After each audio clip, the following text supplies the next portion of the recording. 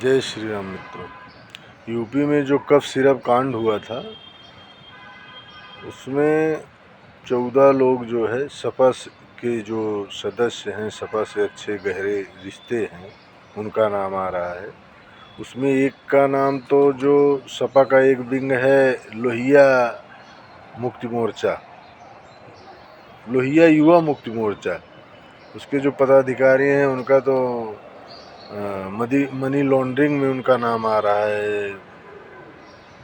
तो बाबा जी अभी तक अखिलेश भाई बोल रहे थे कि बुलडोजर का चाबी गुम हो गया, क्या हो गया। बाबा जी अभी वो बुलडोजर अब भेजेंगे बाबा जी। राधे राधे।